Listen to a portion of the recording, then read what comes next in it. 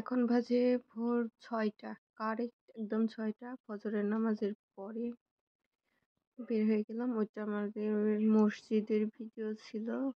১ম এ যেটা দেখাইছি ওইটা ২৯ তারিখে জালসা, যার জন্য সাজাইছে আগে থেকে ১ সপ্তাহ আগেই সাজাইছে।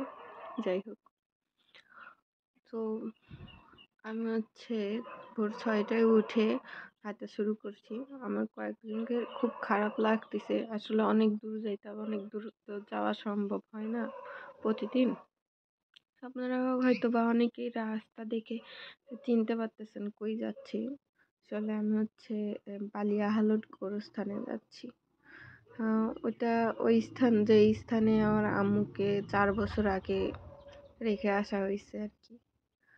যদিও মেয়ে মানুষের ওখানে যাওয়া এলাও না, মানে ভিতরে যাইতে পারে না, কিন্তু বাইরে পর্যন্ত যাইতে পারে। তো আমি এখন বলি যে কেন আমার আম্মুর কবরটা রাস্তার পাশে দেওয়া হয় নাই। তো এখন বাবারা সবাই বলে যে আসলে তখন মাথা কাজ করে নাই যে কোথায় দিবে, যেখানে কবর কাটছে সেখানেই ঠিক আছে। মানে সেরকম ভাবে জায়গা দেখায় দেয় নাই। জায়গাটা আমার বাবাই যেয়ে দেখাই দিছিল। ওখানে নাকি আমার নানার কবর আছে। তো নানার কবরের পাশেই যেয়ে নাকি আমার বাবা জায়গাটা দেখাই দিছে। যাই হোক, আমার নানার কাছেই আমার আম্মু শুয়ে আছে।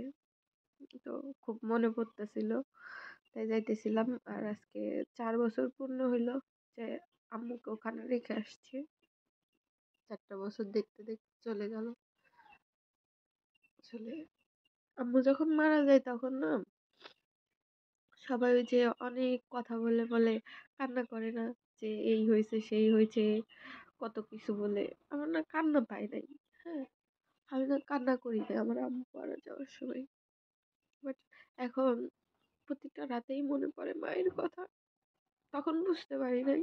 আসলে বুঝতে পারবো কেমনে, আমার আম্মু তো অসুস্থ ছিল অনেকদিন, প্রায় ৩ বছর ৪ বছর, ২.৫ বছর তো একদম বিছানায় নিজে কিছুই করতে পারতো না।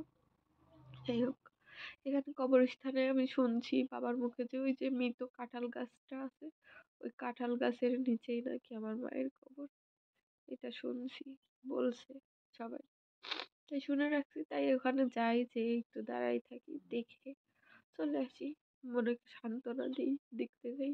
কিন্তু দেখতে পারি নাই, কিন্তু এই সাইডে যদি দিত আমি দেখতে পারতাম কাছে গিয়ে।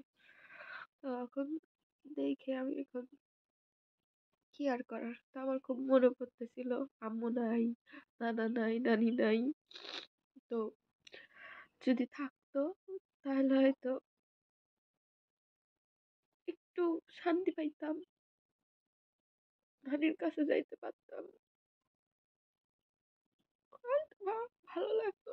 যাই হোক, আমার খুব খারাপ লাগতেছে, কিছু করার নাই। কান্না কান্না পাচ্ছে আমার খুব। মানে আমি কান্না করতে চাচ্ছি না, কিন্তু আমার চোখে অটোমেটিক পানি চলে আসছে। আসলে কি বলবো আর কি, খুব মিস করতেছি আম্মুকে।